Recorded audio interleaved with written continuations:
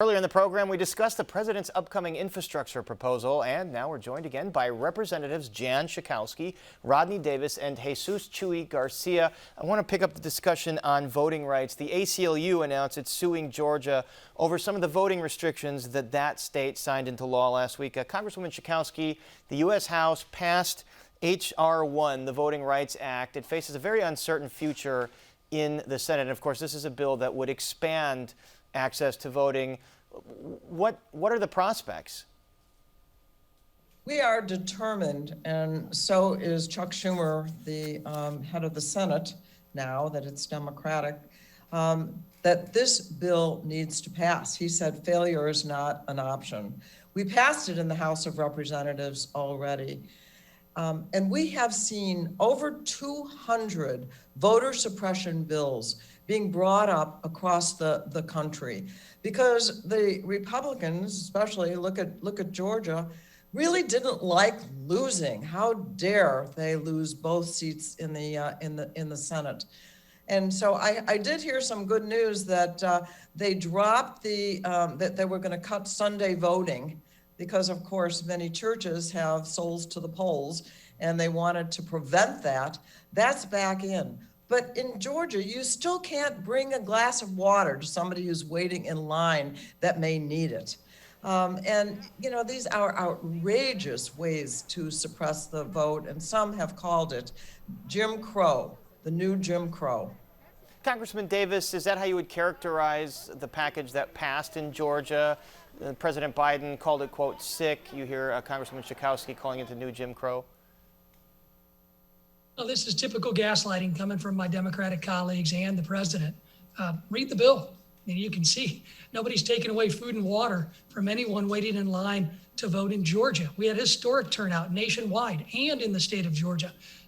What they're saying is, I can't put a sticker of mine, a campaign sticker on a bottle, and have it within 125 feet of the polling place. Look, that's similar to what we have here in Illinois.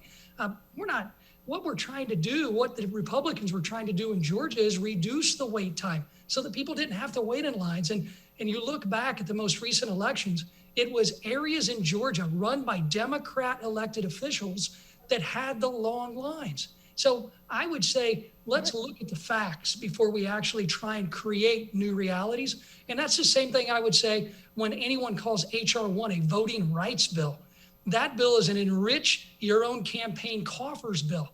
Every person on this call, on this interview, could have been eligible for $7.2 million public dollars coming into our own campaigns at a time when we saw historic voter turnout across all demographics. Well, if voter suppression was in place, then seriously, everybody who wanted that suppression to work failed miserably the last two elections. A lot of critics would say that a lot of those long lines are because voting places, polling places closed down in some of those more populous or urban areas. I want to move on to the Georgia. That's not true in Atlanta. That's not true.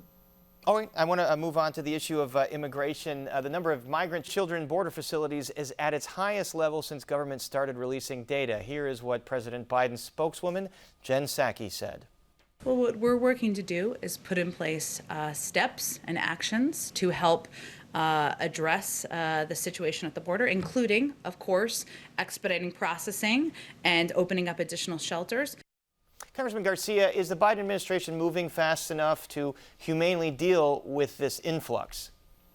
I think they're doing the best they can. Everyone agrees that our immigration system is broken. President Trump left it in shambles, and it'll take time to rebuild. President Trump's policies of hate, fear, and cruel child separation and an ineffective border wall didn't work and made things worse. I think that this administration is trying to do things right. They're trying to reestablish an asylum system that gives people the opportunity to make their case. They're dealing with children who have been separated or who have parents here in the U.S. And Republicans, from Kevin McCarthy to Ted Cruz, are trying to weaponize the issue at the border by saying that the same things that happened under Trump are happening under this administration. That is just false. And and doesn't hold water. The situation was predictable that any time that any president, Republican or Democrat, succeeding Donald Trump was going to be in the White House,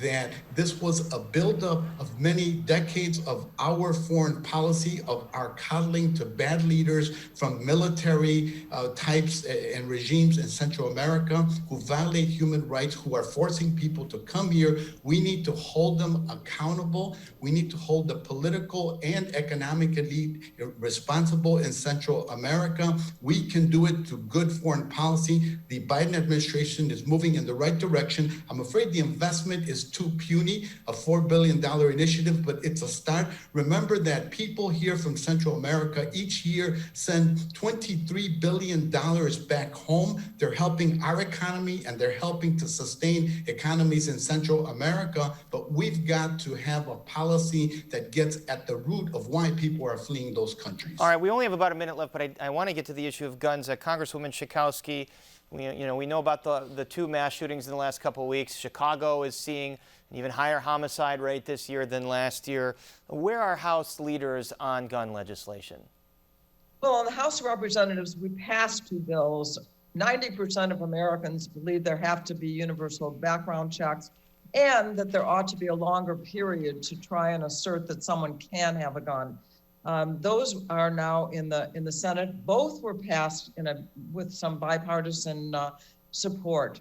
But Illinois is kind of proof that we need to have national gun legislation because we have good legislation in Illinois. But you can go across the border and open up the trunk of your car in Indiana and load it up with guns and bring it back across the border. It's about limiting the size of the number of guns. And we can do that, and everyone wants that. Congressman Davis, so Congresswoman Schakowsky mentioned the bills that are over in the Senate.